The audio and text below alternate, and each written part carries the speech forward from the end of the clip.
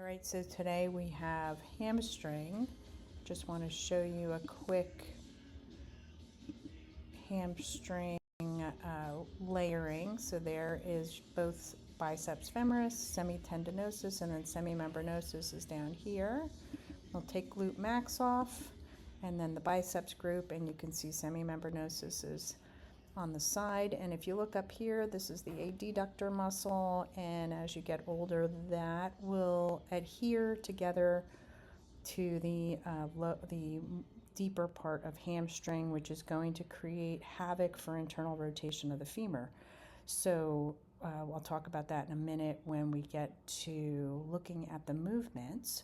But there it is. You have a short head of biceps femoris, but it is not considered a hamstring muscle, but you can see it attaches down here to the fibula and then up to the femur. Doesn't cross two joints, just the semi group. We'll add that back in, and then biceps, you can see up at the ischial tuberosity where it attaches to at the top, and then the inside of the tibia on the medial side, and then laterally to the fibula. So there it is, and let's get looking at the movements now. All right, so let's go through some of these movements. We have knee flexion, and then we have hip extension. Lots on this lower part of the knee, but we also have this shortening up at that hip point. And we have back extension, great exercise for the hamstring, especially at the top. And when we go into the semimembranosus, which is on the inside, we have some rotation inward. You can see down here where it attaches to the tibia. And let's see what's different. Semitendinosus, we have knee internal rotation as well, but biceps femoris, now we have knee external rotation. So as you get older and your adductor starts to adhere to semimembranosus, which is the inner thigh to the inside hamstring, it's going to start really tugging at the inside of this knee. Let's go back there, right? So here's this hamstring. They have got the two of them, and then think of the inner thigh being attached in here and connected. I mean, it's super strong. So that's going to start trying to pull this inward, and then what happens is we get this outward hamstring, the biceps group, and it's attached to a floating fibula, and it's going to start to really get stressed and overused. So can't stress this enough to get these exercises in here. And one of the greatest exercises for this is going to be that deadlift and getting a nice back extension deadlift into your exercise program. And I have that coming up in the exercise part. All right, so the trigger points on this are pretty crazy. Here is semimembranosus trigger point, semitendinosus trigger points going up into the glute. Now this is going to be another like pseudo sciatica type of feeling, and then it's going to trickle down the leg, and then we have biceps femoris over here and in the back of the knee. So here's the clincher. Even though these are in the back of the leg, they really do refer forward a lot. They'll refer forward into the front of the thigh, and people will think it's their quadricep, and it's coming from these 9 trigger points, which is huge. So this is a super important part of the body. It's a postural muscle. It's active standing and sitting. So the only way you can get away from it is lying down. So if you have knee pain, hip pain, back pain, front of the quadricep pain, and it's relieved when you lie down, it could be a good possibility that it is your hamstrings. So start exercising your hamstrings gently. Remember, they're really encapsulated with connective tissue. And I have some pin and stretches and some active isolated stretches on there. Be really careful doing stretches without any activity to them passively, because these this is a huge attachment, but look at how thin these are. It's very easy to stretch these too much. I had a case years ago, somebody with a spinal cord injury, and I'm not going to mention who did this, but she had pain in what she thought was her hamstrings, but what they didn't take into accountability was that when the hamstrings get weak, they get tight. They need to be strengthened to be lengthened. They don't need to be stretched. So they just kept stretching and stretching and stretching your hamstrings until they overstretched this, went into the ligament of the knee. So when I finally got her into a standing position, her knees would hyperextend backwards, and she'd have to pop the back of her legs to let her knees unlock. So be very careful passively stretching. Make sure that if you do passively stretch, it's only because you did a very heavy leg workout or some type of, extension work with your like deadlifts, that type of thing. And when you do your passive flexibility, make sure your pelvis is in the right position, and make sure that you do not hold your stretches for more than 3 seconds. You can do multiple, you can do 10 like that, even 20, but make sure that you do very small amounts. These tendons are going to have lots of proprioceptive in there. That Golgi fiber tendon, it's going to go back to the brain. It's going to tighten up on you if you don't go slow with it. And then let's go into the understanding the antagonists and the synergists.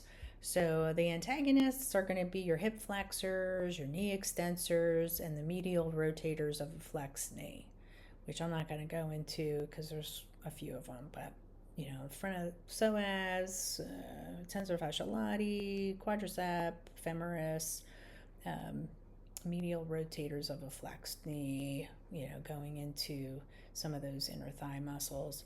Synergists, we have the calf, glute max, piriformis, quadratus lumborum, lumbar extensors, meaning moving backward, neck extensors, meaning looking up at the sky, and then cervical extensors and neck extensors are pretty much the same thing for the inner thigh group. So what that means is that when you do a hamstring curl, all of these muscles are going to work with that leg. That's why this is such a cool muscle, because look, you have lower than the hamstring, higher than the hamstring, in the hip, the lower back, and then the neck. So you're going from all the way down to the ankle, all the way up to the rib cage, and then the neck when the hamstrings activates. That's how much body needs to be put into this for you to do a hamstring curl or to use your hamstrings. So it's no wonder how many people hurt themselves when they pull things because the hamstrings aren't working evenly for that right hip dominancy, and then they have their neck gets kinked, or their lower back starts to overload, or they get a Charlie horse in their calf. So these are all such amazing relationships. So now we'll go into some simple exercises, and then a few flexibility exercises on this great group.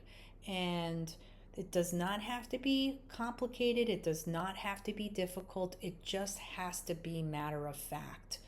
Everything on your body has been there for a very long time genetically, and simplicity is absolutely the best way to look at your anatomy.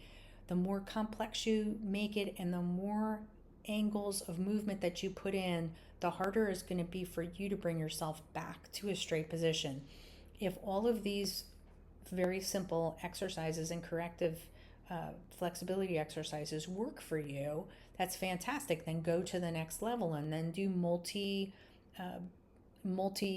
movements, do 2 different movements at a time and start to become very functional with it. And that's great. But as you get older and hormones are not there to keep the body in really healthy mobility, and you're constantly fighting these tension spots, you're going to have to always go back to that rule of parsimony, right? And you're going to have to get the body back into square from a very simple place. And, you know, people may look at some of these videos and go, oh, that's too easy for me. But trust me, I used to do very complex exercises, and not that I still don't, because I do them. I just, you still have to have an alphabet to speak a language. And so you want to go back to looking at everything that you do with your fitness as that. You can do those chain exercises, but you still have to go back and make sure that each part of that engine is working properly. And that's what this is this is that sequence, that primer, to be able to make the body work efficiently all the time, no matter how you want to look at analogy wise. Whether it's, you know, your tires of your car wearing evenly and having them rotated, or your engine oil, you know, it's all very much functional for you. So look at hamstrings as being one of those key players, being so postural in the body and being so active during the day, that make sure that they're lining up well, and that when you're doing your flexibility exercises, you're not seeing your knee rotating outward or inward on one leg or the other, and you're just not noticing it, or you are noticing it and you don't care because you're getting further down into your stretch or something. So it's got to be linear. You have to draw those lines from the pelvis down the straight of the leg to the knee, and make sure that those legs are tracking properly on both sides. There you go. There's hamstrings, and let's go on to the next section of the video. So today we're going to talk a little bit about hamstrings, and as you've seen with the beginning of this video, hamstrings harbors 9 trigger points, and it's got synergists of the functional mover of glutes, the postural muscle of quadratus lumborum, the postural muscle of piriformis, the lower extensors of the back, and the neck extensors. So there's a lot of body going on in this movement, but with those trigger points as well, most people are going to feel it actually in the front of their thighs and their hips, all the way down to their ankles. Very few people actually feel their trigger points in their hamstrings, which is why it's such an important group to pay attention to. It's not the strongest muscle of the body. Quadriceps are. However, it is a very complex and encapsulated with lots of connective tissue. So let's go into just a few hamstring exercises. So the weighted foot ankle strapped pieces that you got for your quadriceps are going to be quite useful for hamstrings. You can have a bar or a chair, and we're going to be doing a standing hamstring curl to start. Now, if standing up is too difficult, we'll go to the floor and I'll show you how to do one of these. So when you are standing, you want to make sure that you have a nice little bend into the knee, into the hip. Don't let yourself get tucked under into the pelvis and knees straight. We want a little bend so that we can lift the hamstring up and release. Now, I would like you to do these alternating because it's a beginner exercise and it's for this function, and I want you to see your balance. I'm going to face into you. Everybody's going to have a little bit of off balance on this because of that right hip dominancy. So you're going to see yourself move a little bit more when you're moving over and lifting up that right leg. Now, as you get stronger with these, you can do multiple to one side. You can do 5 to one side and switch, and then 10 to one side and switch. So this is a great exercise for hamstring. Now, if you'd like to add the synergy to this, after you're done with those, you can curl and squeeze the glute and release. Curl, squeeze the glute and release. And remember, that's a nice synergy for hamstring. Another great exercise for hamstring is a deadlift. Now, if this is more advanced for you, then you can skip this. But if this is something that you are able to do, this is a nice light 5-pound bar. I like bars because I like teaching people how to do deadlifts down their legs and around their knees. And you want to have that body into a nice position. Now, we talked about glutes, lower back extensors and neck extensors being part of hamstrings. So make sure they're active, which means you're not doing this because we don't have that lower back involved. We want the hip to be involved.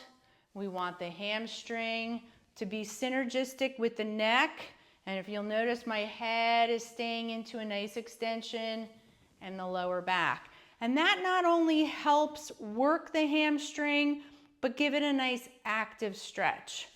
If you're able to, you can even do a standing straight-legged deadlift and move forward. Notice that my hips are still in that same position and I'm moving from my hip joint. Don't let yourself move into a deadlift with your pelvis tucked under. The pelvis is always in that neutral position. You'll feel your hamstring stretch and you'll come up. I have in my career corrected quite a few lower back and hamstring issues just from doing bent over work, as long as it's done really nicely.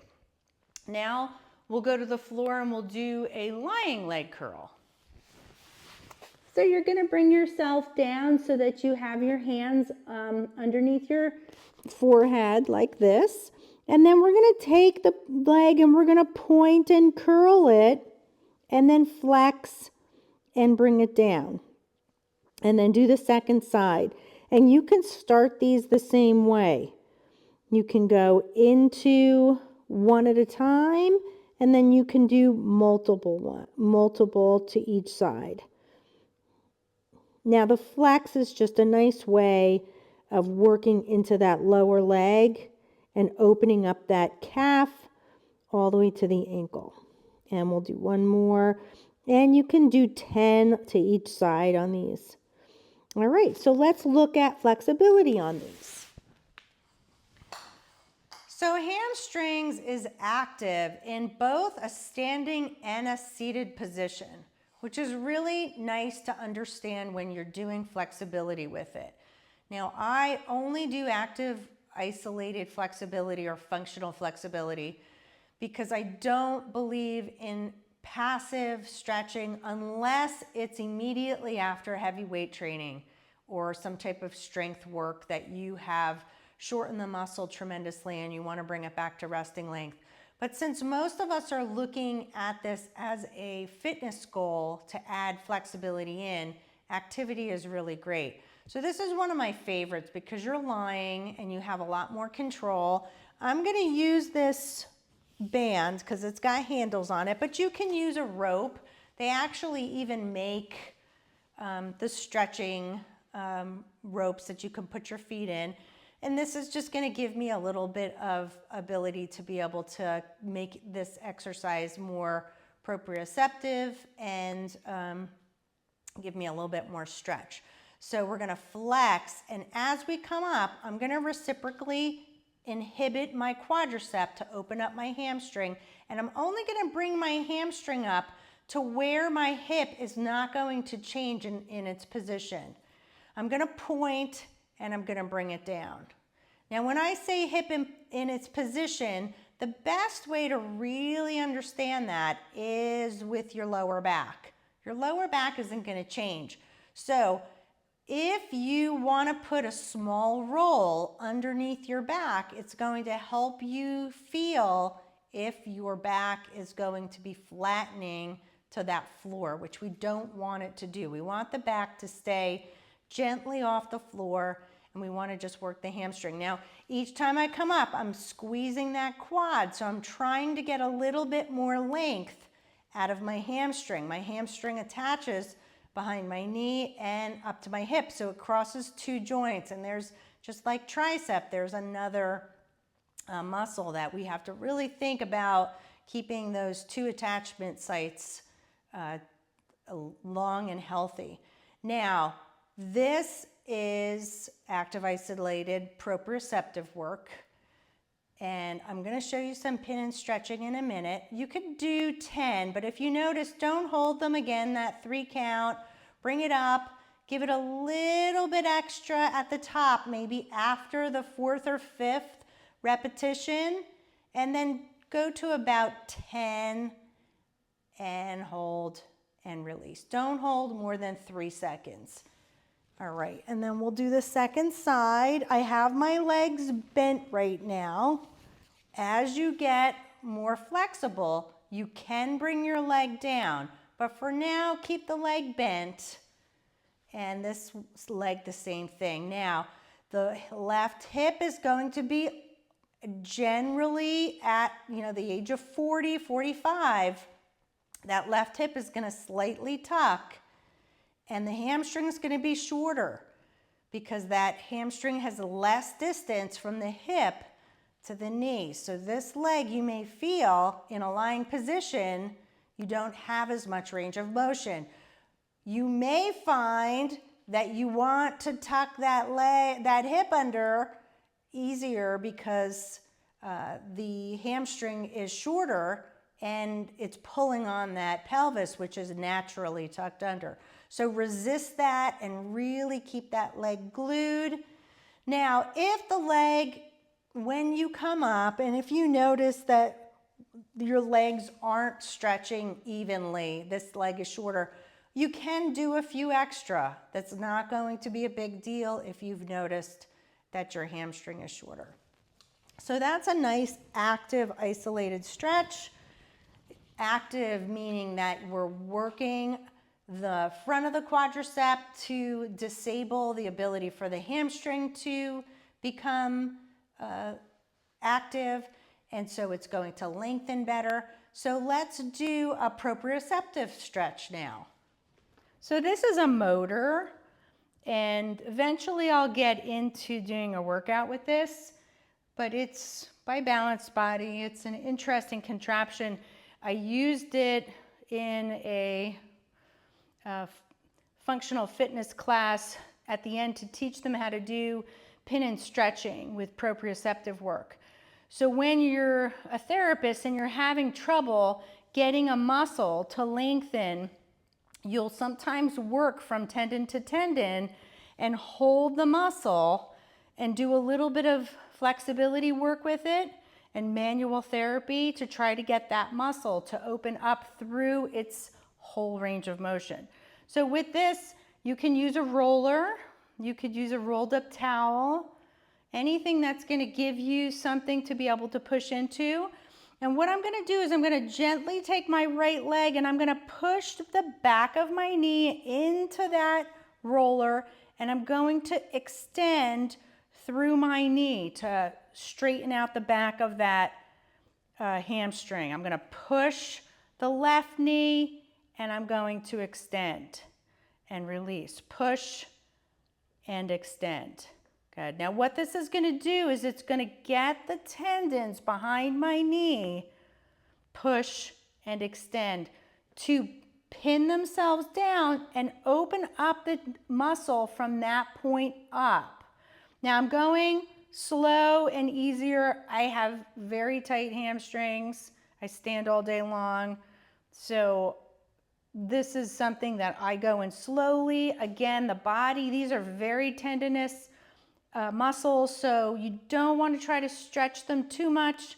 I had a case where they did passive stretching on a woman who had some spinal cord injury, and they ended up stretching the ligaments in the knee, and the knee hyperextended and from the ligaments being overstretched. So we want to go nice and slow with these. Good. And then what we'll do from this point is you can do as many spots as you want. I'm going to go up about a third, so I'm midpoint, like I'm just maybe 4 inches above the hamstring. Now I'm going to hold this into my hamstring because otherwise it'll push away. I'm going to push the leg into it, and then I'm going to extend it. and release it.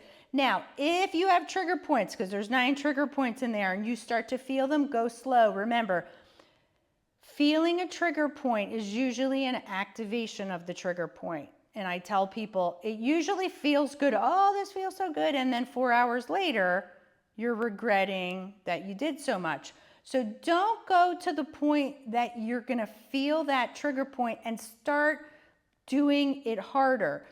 If you find a trigger point, back off a little and keep going through your range of motion until you don't feel the trigger point anymore. And it's a great way to train the body to open up and not activate a trigger point. Good. Now I'm going to move up on top of this right below my motor. And I'm sitting right at the point where the hamstring connects into the bone of the pelvis called the ischial tuberosity. And now, because my hip is going to be the position that I want to open, I'm going to try to sit up nice and straight into a nice postural position. And then I'm going to relax into my abdomen and let my lower back relax. And then I'm going to sit up nice and straight. Now I'm pinning my hamstring so I can feel, I'm sitting on it right now, and that's my pin. I can feel my hamstring underneath me pinning, and then I can feel the hamstring at the top of my thigh lengthening. And that's it. We're just trying to get that little bit of anterior rotation, and then there's posterior rotation of the pelvis. So we're sitting up and we're making a little arch in the lower back, and then we're relaxing and we're letting the arch go. And you have 3 attachments to the hamstring group coming into the pelvis. You have the semimembranosus, semitendinosus, and you have biceps femoris. All 3 of those are coming into this attachment, and it's not that big of an attachment. So this is a very strong part of the muscle. So if I'm going to have people feel very uncomfortable, this is where it's going to be. So take your time and do 10 of those and find a nice position. Now, like I said, you could have gone up inches. If you had, this is a little bit big for me to get into that upper 2/3, but a little smaller than this. You could probably do 5 parts: knee, 1, mid, 4, and then right at that attachment site. And there you go. There's hamstrings. I hope you enjoyed it, and I hope your hamstrings are better the next time I see you.